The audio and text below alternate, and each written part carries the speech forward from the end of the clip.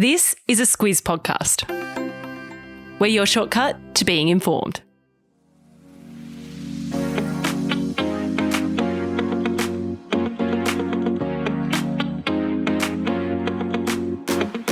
The weekly wrap is the week in news and what's coming up. I'm Andrew Williams. And I'm Claire Kimball. I'm back, Claire. You're back. I'm back. How did you sneak in here? I just keep sneaking in the studio. You never know when I'm going to appear. We're going to start by talking about Chinese military exercises off the coast of Australia and why they've caused quite a bit of a ruckus. Yeah, a bit of a ruckus. That's a good word for it. We're then going to continue with last week's chat about how the Trump administration is really causing havoc across the traditional world order. Lots to cover there, whether it's Ukraine, Europe, Gaza. A pretty bizarre video there. A pretty bizarre video. We will get into that for sure. And we'll also talk about what on earth's going on with WiseTech and Richard White, which was in the news almost every day this week. Quite the record. But we'll start in the best possible place to start, cheese.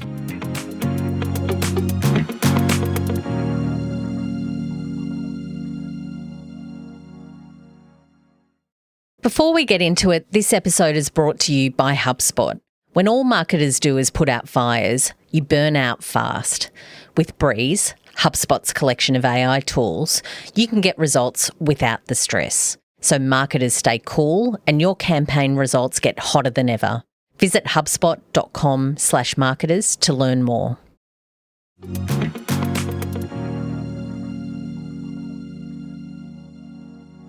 The most clicked link from the Squiz Today newsletter this week, Claire, was the story about the champion cheese, which is a title that I absolutely love, of the Royal Easter Show. It's a goat's cheese, first time ever that it's taken that title, so that was pretty notable. It's one from South Australia where the lovely Alice is from. Yes. She's from that part of the world. It's the Liliara semi-hard goat cheese. Yep. I feel a bit let down that Alice has never brought any of that to Sydney for us, given she's a local. That didn't even occur to me when we were talking about this story. That is a letdown, and I think this is a great way to ask her that, Alice, you've been put on notice. Please bring us some cheese, because it looks and sounds delicious. I think she's just keeping it all to herself over there. Yeah, I think the cool kids call that gatekeeping, which is a nice segue when we're talking about the handling of information or the keeping of information from people to the biggest story of the week, and that's Chinese warships entering our exclusive economic zone and conducting unannounced live fire exercises. So PM Anthony Albanese has been accused of providing ambiguous answers about exactly who knew what and when they knew it. Yeah, that's certainly been a big feature of the coverage this week on it. I think a good jumping off point, though, is to get across what actually happened over the last few days, and then we can talk about the issues around it. That makes sense, because there's a fair bit to get across with this. So the official account of this is that 3 Chinese warships were first spotted off the coast of Indonesia on the 10th of February. So this has been brewing for quite a while. Then on the 13th of February, the flotilla was through the Torres Strait, so right at the top of Australia. Then on the 19th of February, so we're into last week, it was off the coast of Sydney. And then there was this live fire exercise. Yeah, so that was on the Friday. And I feel like live fire exercise is a term that's been thrown around a lot in the news since then. Like, I could have guessed, but I didn't know for sure. So it's a military exercise where live ammunition and ordnance are used, as opposed to, say, blanks or dummy ammunition. And that's notable in this case for a number of reasons. Yeah, and I guess the first bit is that if you're an aircraft flying over the ditch between Australia and New Zealand where this happened, they had to be diverted because you can't go flying over live ammunition being fired by warships. If they were using dummies, it's a different situation, but you just don't want to be near a live exercise. And if the simple fact that a Chinese military flotilla was sailing down Australia's east coast didn't alarm people enough, their use of live ammunition in the Tasman Sea took things to a whole other level. Yeah, and ultimately 49 aircraft were diverted from the area. It was a real scramble to do that. China didn't give our government or the Kiwi government a heads up about that exercise on Friday. There's been a lot said in the news over the last bit that it's usual practice that if you were to do something like that, 24 to 48 hours notice or maybe a little bit more, but no notice in this situation. China says that their ships were in international waters and they didn't break any laws. Absolutely, but just because something is legal doesn't necessarily mean that it's not problematic. And we'll keep going on this journey, much like the flotilla going around Australia, because it doesn't end there. So on Tuesday, it was off Hobart and it entered what's called our exclusive economic zone. So just to explain that, it's a maritime area that extends from 22 to 370 kilometres from the Australian coastline. So it's the area that Australia has jurisdiction and sovereign rights over. I had lots of questions about that. Like, can you just enter another nation's exclusive economic zone? It seems to be a pretty big question to me. And the answer seems to be yes, you can. I went a bit deep on this, Andrew. I'm shocked. So, the answer is that it's not a zone where a nation has any express rights to protect national security or prohibit foreign military exercises. But if you went into a nation's EEZ or EEZ, if you're an American. EEZ. No, it's the EEZ. You should operate there, this is the quote, with due regard for the rights of the coastal state. That's what the United Nations Convention on the Law of the Sea says, and it should know. And as we're talking, the flotilla has gone around Tassie. It's heading west along the southern coast. There are just so many questions about what is going on. Yeah, more questions beyond, can you just go into an EEZ? Questions about China's motivation and also our preparedness are really top of mind. So on the first, it's a big shrug. Why is China doing this? They haven't said, so we don't really know. But one expert on this is Mick Ryan. He's a former Major General who served in the ADF for 35 years. He's at the Lowy Institute these days as the Senior Fellow for Military Studies. So if he doesn't know what he's talking about, nobody does. He is one of these guys to pay attention to. Yeah. So he says that one answer as to why China's doing this is that Australia takes part in what's called freedom of navigation exercises. These have been going on for years and years. It's around the South China Sea, so it's area that China believes is its sovereign territory. Yep. But Australia does go with the United States and other nations to patrol that area to keep it open. And look, Mick Ryan says, look, could be a situation for China. If you do it to me, then I can do it to you. So here they are. He also reckons that it could be the start of a bit of exposure therapy for us. So that's essentially so we get used to it is kind of the thing there. So, I'll put a link to his piece in the Sydney Morning Herald this week for listeners to have a read of. He talks about this reach of China into our Indo-Pacific region and says basically get used to it. And he talked about how vulnerable it shows us to be as well. Yeah, and there's the obvious bit, I guess, about our capabilities to defend ourselves. There's been a lot said this week. Okay, we've got 3 Chinese ships in the area. If someone did want to take us on, how well placed are we? Because this is quite unprecedented. So it's raised a lot of these issues. Questions about gaps in our military capabilities. Kate and I have talked quite a bit about that in the past with the various reviews that have happened around our defence capabilities. Defence has retired a third of its warships since the Albanese government came to power 3 years ago. We now have 25 ships in service. A lot said about whether that's enough and what the pipeline is to get more online.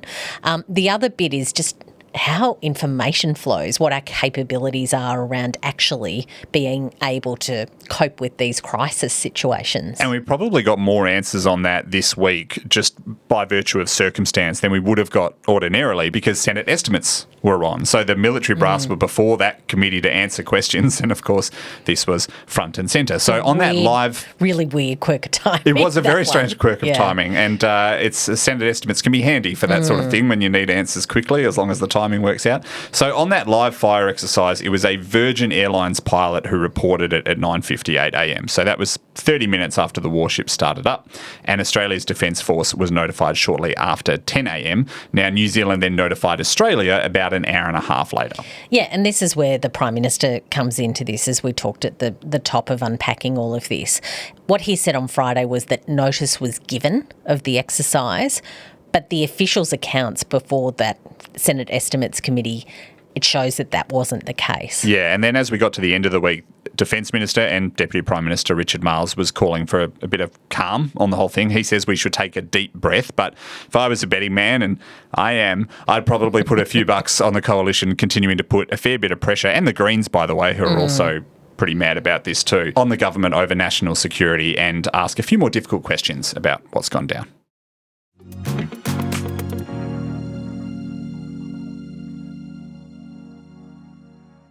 Now, in the three other stories we want to cover off on this week, there's a little bit of a theme going on. There's sort of an update on some ongoing stories that we've been talking about off and on, both on this show and on Squiz today. So we're going to start in Gaza and a video that the US President Donald Trump posted on social media. It's one of the things that people may have seen towards the end of the week. Hard to escape if you're anywhere near the news. We will put a link to it in your show notes, and we'll get into the reaction. But first, we'll have a go at describing it. There was a 30-second artificial intelligence generated clip, which is a whole thing in and of itself, a president actually putting out an AI-generated clip. We'll park that for a moment. What it shows is a reimagined Gaza Strip. It looks like a luxury resort destination. It looks like the sort of video you would get in those travel ads when you're on a plane, like of the resort from the country that runs the airline. It looked like a bit like one of those. Skyscrapers, upscale apartments, coastal locations, big yachts anchored offshore. There's a hotel that's branded Trump Gaza. It shows Donald Trump and Benjamin Netanyahu. They're lounging beside a hotel pool drinking a cocktail shirtless. Yep. That's a whole thing. Putting that aside, Elon Musk is there too. He's dancing and throwing money into the air. That's really just the start of it. Yeah, a much younger looking Elon Musk as well. Significantly younger looking Elon Musk. Yeah. And throughout the video, there's also a custom soundtrack playing with the lyrics, which I'm not going to sing, but I will say, no more tunnels, no more fear. Trump Gaza is finally here. So that's what it is. The context is a press conference then that he gave alongside Benjamin Netanyahu some weeks ago, where he said that the US will take over the Gaza Strip and own it. That's what he said at the time. He said that he'd fix it up. Gaza could be levelled. Remember, it would be the what was it? The Riviera of the Middle East. The Riviera of the Middle East, Yes. exactly right. Building homes and building jobs for people who would eventually live there. Yes, and it was something quite shocking at the time. I still remember the intake of breath. You can hear it from the journalists in the room, because it sounded like he was suggesting that the US would take Gaza over, something that they have no legal right to do. But since then, his comments were walked back a bit, though it is still his recommendation that US reconstruct the Strip. And while that happens, nations in the region should take in displaced people, so nations like Egypt, for example, that are nearby. They're not on board with that. No, they're not. And now this video, it's not really clear who made it or why it was posted, why now. And so far, no comments from the White House about that either. While we're here, there are some updates, though, I guess, on that part of the world and what's happened this week. Yes, so in terms of the non-artificial part of what's going on in that region, so the ceasefire between Israel and Hamas is continuing. It's coming to the end of the first phase. So just as a quick reminder, because this has been a complex and sticky situation, the plan takes place in what are three proposed phases of a ceasefire. And the first phase was 6 weeks. Yep. The second phase was another bit of time that was to be negotiated. Yes. And that was the trick. There was a lot in that second phase that was going to be very difficult. And there was always a big cloud hanging over that next phase. Yes, there was. And there still is. And there was, I mean, there's been a cloud hanging over the first phase and whether we would even get to the end of that. And that's because the final hostage and prisoner exchanges have been really tricky. But during the week, Hamas did hand over the remains of 4 Israeli hostages in exchange for the release of more than 600 Palestinian prisoners that had been held in Israel. They are the last of this phase 1, which expires tomorrow. Talks are yet to begin on the second phase that would ultimately lead to the permanent end of the war. Those are starting up as we speak, so we really don't know what happens from here. There's a lot of uncertainty at the moment. It's a tense situation. A really tense situation, that's for sure. Speaking of Ukraine. Yes. over the last couple of weeks, the ground has really shifted as far as America's role in resolving that Ukraine-Russia war. Squizzers might remember last week that there were some really sharp words that were exchanged between Donald Trump and Volodymyr Zelensky, the president of Ukraine. Trump called Zelensky a dictator. Yes, and Zelensky and his allies in Europe have been really concerned about the US essentially kind of siding with Russia in terms of what a peace deal would look like and how the war might be resolved. That was not helped this week when the US voted against a UN resolution that called on Russian troops to leave Ukraine.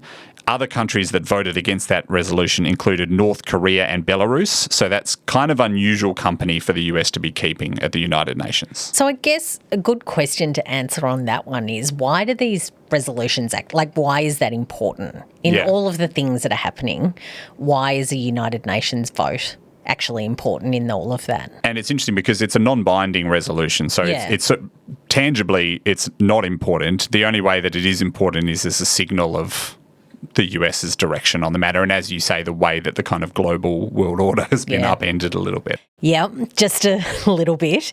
And one of those things is something a little bit more transactional between the United States and Ukraine, and that's a deal for Ukraine's mineral resources. Trump says that it'll help American taxpayers get their money back for aid sent to Ukraine throughout the war. Yes, and minerals was kind of not a new word, but it became a big story this week, a big part of the story this week, and that's when, okay, I'm a bit lost on what's going on here. I'm going to need to work out what's going on with these minerals, and it takes a little bit of a dive, but essentially late this week they agreed to a deal between the two of them, Ukraine and the US. Yeah, it came to a deal. So what will happen is there'll be the mining and the development of those reserves in Ukraine. The United States will get some sort of financial benefit that been talking about $500 billion that is essentially to be realised in the value of that deal.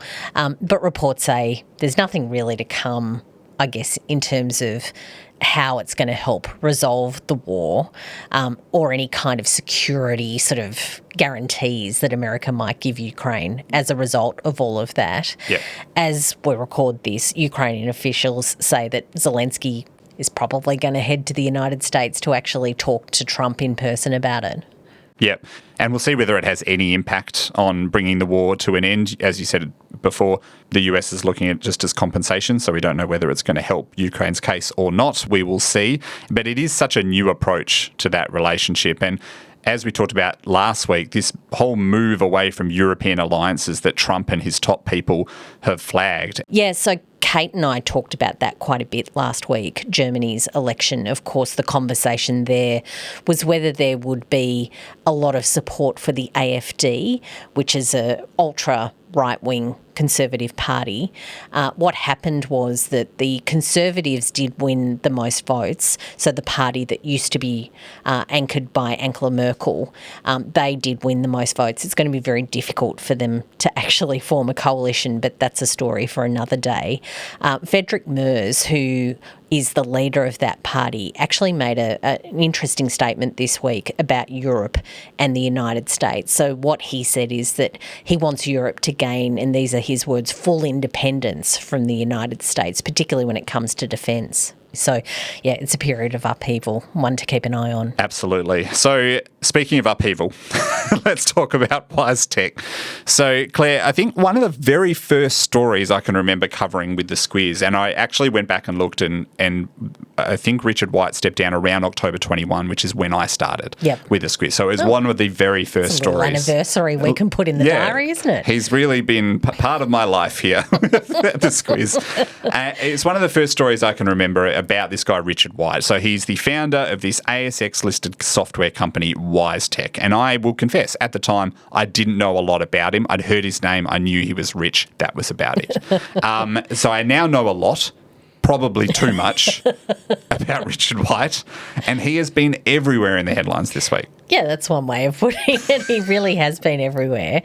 And look, essentially it's been news this week because he's been put back in charge of the company. 4 of the 6 board members quit on Monday. Yes. And so for people that are, like I was in October 21, maybe not super familiar with Richard White and WiseTech, can you give us the Cliff Notes, the abridged version? Yeah, look, I mean, we've talked about him a little bit, but I'll give it to you in 3 points because we could give the whole bio bit, but let's just boil it. I think we're sufficiently literate in Richard White. We can boil it down to a very quick thing. So he is the brains behind that logistics software company. It works because he is, by all accounts, the genius behind it all. WiseTech is a significant tech company when it comes to Australia.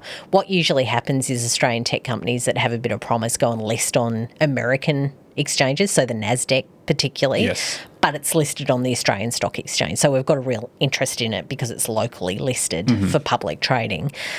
Richard White has been in trouble for quite a few months now. He's really been in the spotlight. Claims of inappropriate behaviour is what has put him in the news. Claims of relationships with women, some who worked for him. Why it really came to the public consciousness last year was that there was a woman that he was in a relationship with that he bought a home for. That all went south and he eventually sued her for the cost of some furniture. It was a bit of an own goal. It blew it all up into the public consciousness. And as a result of all of that and other claims that then came out as other women came to the public sphere to say, yeah, I've had a bad experience too, he was removed as CEO of WiseTech. He was, though, retained as a consultant on $1 million a year. And now there was all these questions about how's that actually going to work. So, it's been a bit of a journey to get to here, but here we are. The 4 members of the board quit because new claims came out and they just said no more, like we're just not doing that anymore, so they left. They left. And I was reading a lot of commentary on this in the business papers and a lot of very seasoned business commentators who all said, I've never really seen this before. This is unprecedented in terms of a big company this size and to lose that many board members in one go. So it was a very big deal. And as you say, they quit because they didn't want him to be involved. There was also this question about this report into his behaviour that was or wasn't going to come out. So on Wednesday, he came back and said, I'm back. I'm the executive chairman and I'm right back in control of this company that I sort of left in October. So 2 things to clock there. One is this conversation about what the fancy business papers called corporate governance.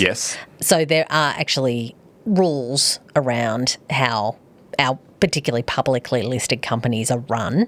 And ASIC, which is the watchdog over corporations, has already put up its hand to say we're interested in this.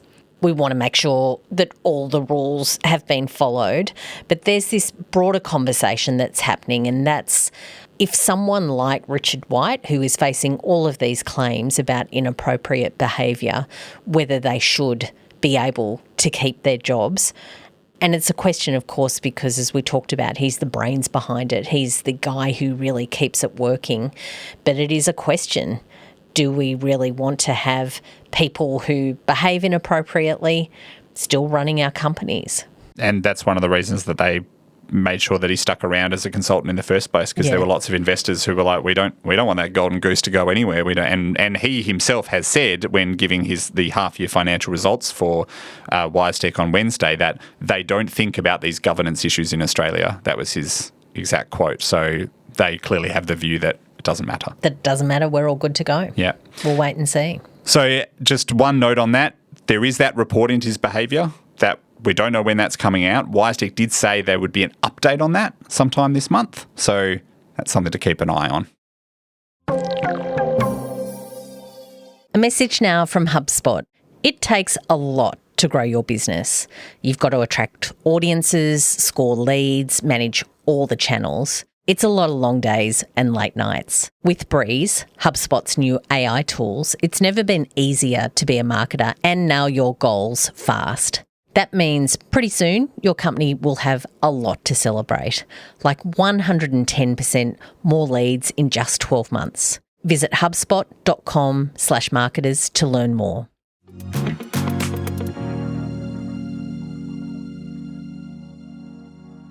Let's have a gander at what's coming up in the week ahead. And first of all, it's the start of autumn.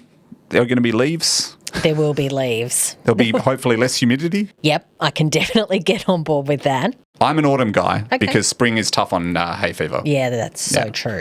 Yeah. And I do like the leaves. Yeah, it's not a great time for hay fevery people. Also to note for Saturday, particularly Saturday evening in Sydney, the Sydney Gay and Lesbian Mardi Gras, the parade is on tonight, so that's a big event. If you're participating or if you just need to be aware about what's happening in the Sydney CBD, that's a big one always every year. And then we get on to tomorrow. The NRL gets underway. Yes. It's starting off in Las Vegas. If you're in the NRL states, you will know that because it's been in the news a lot. Heavily for a number of reasons. Most recently because they've invited President Donald Trump to attend the first game. Whether he will turn up or not, don't know. But you might be wondering as well, so if you're not from the NRL states, which I'm not, NRL is or rugby league is a sport that I've had to learn, you might be wondering, why are they going to Vegas? Like, what's in it for them? It's a pretty reasonable question to ask, I think. Well, there are lots of people who love NRL who are also asking that question. And apparently it costs them $15 million a year, or that's what some reports have said, to go over there. So it's not a cheap exercise. And look, at a basic level, if you're wondering, it's just about cracking the US market. Like, it's as basic as that. They just want to get into the US market, build up a fan base there. There are a lot of streaming services they're hoping to get a deal with. That's a big part of it as well. So there's a number of financial reasons to do it. But I think everyone involved has kind of said, like, it's a long game we're playing. This is a brave new world, isn't it? Because it's not just on Channel 9 that you watch the NRL. These audiences that are international, you can really have a go at them. Yep. So when it comes to who's actually playing, so we've got the Sharks and the Panthers. They follow the Raiders and the Warriors. That's all happening Australia time sort of Sunday morning. Also playing are the Gillaroos, so the women's rugby league national side, they're taking on England. So it's all happening there. On Monday, it's one of my sort of March Christmases. It's the Academy Awards. So they're going to be hosted by Conan O'Brien this year. And one thing to note is he's a very funny comedian. Yeah. If you've ever seen his stuff, he's one of the funniest people ever. But he's promised that this will be a bit more of a downbeat affair because of the LA fires in January.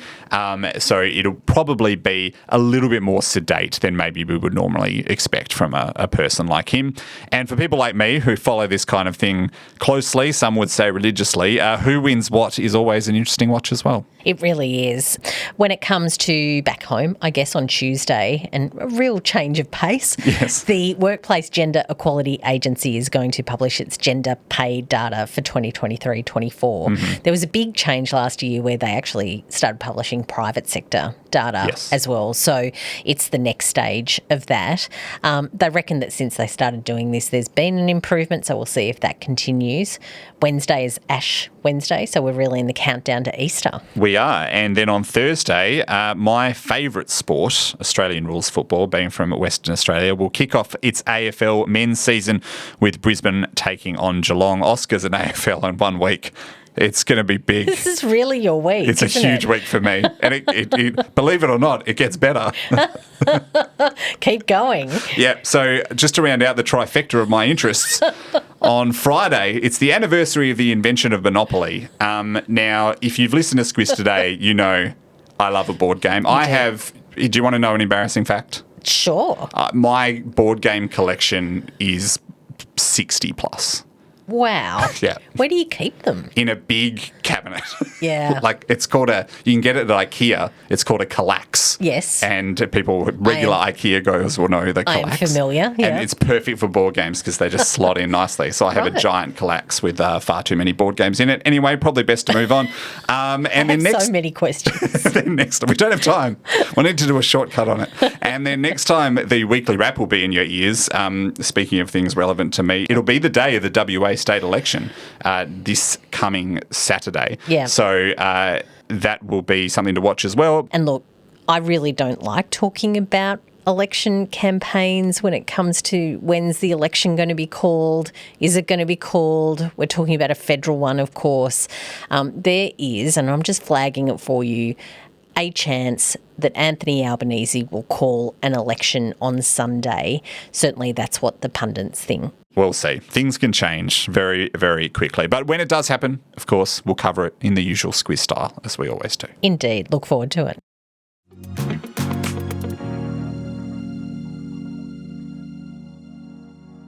Squiz recommends, Claire, you're usually handy with a juicy long read for a weekend. Yeah, I am. That's, as long-time Squizzers know, I'm not that great at reading books these days, but I do like long reads. Mm-hmm. I'm fearing for myself and my own sort of media consumption because I've even taken the step now of listening to long reads. Oh, right, yes. Most of these, particularly out of America, they actually have really great audio versions of their long read articles. It's not just some weird robot reading it. They actually have someone really great reading these things. I listened to The Atlantic's article about James Murdoch's account of the Murdoch family meltdown. It's an hour, 10 minutes to listen to. I've had friends who have tried to read it and just sort of, had to get on with their lives as they do on the weekend. It's an incredibly good listen. Okay. It's definitely James Murdoch's version of events. Of course, he's the son of Rupert Murdoch, about exactly how that family has come to this impasse about who is taking on the company, of course, News Corp, Fox Corporation, after Rupert, the patriarch of the family, dies. Really emotional and interesting and about news and about family dynamics. It's a really good one. Excellent. That'll be first cab off the rank for me over the course of the weekend. And something that you and I are both big fans of that we felt duty-bound to talk about is Season 3 of The White Lotus. We've both seen the first episode. Yep. The 2 episodes have aired so far, so the second one will be something we'll be doing this weekend, I expect. Yeah. And I am thoroughly enjoying it. As always with The White Lotus, I watch it and enjoy it, and then there are several scenes where I kind of have to cringe my way through and almost cover my eyes. It's uncomfortable. Yeah. It's always been that tension, isn't there, in White Lotus of it's so uncomfortable at points, but some great characters. I can't wait to see it unfold. Yes, the 3 women who have turned up and to the holiday together for a girls' trip. I have trouble getting through that one. And apparently it doesn't get better, so that's something to look forward to. But great show. If you haven't seen season 1 or 2, well worth your time, so highly recommend. Just in terms of some Squiz business, Squiz press, Newsmakers is back. Kate's been talking to us about the people she's got on the docket to interview. Fantastic names, like really interesting names, as always. Yeah, so Newsmakers kicks off on Wednesday with Sarah Ferguson. Some incredible people that Kate has spoken to for the series as we kick it off again in 2025. Sarah, of course, is the host of 7:30 on ABC TV.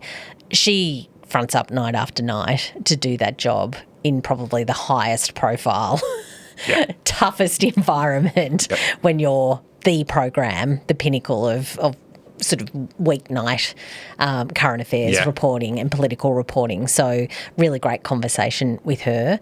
Alistair McGibbon, who is a cyber expert.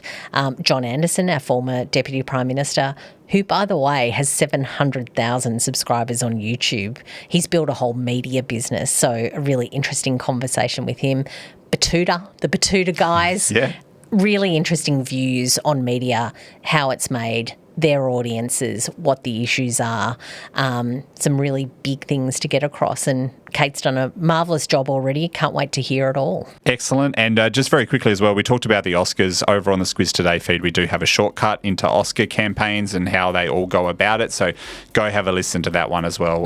It's a really interesting topic, and there's lots more you can get into. So give that one a listen. But that's us done for this week. Thank you so much for listening. Claire, thank you again for having me. Thanks for coming along. It's a pleasure, and have a great weekend.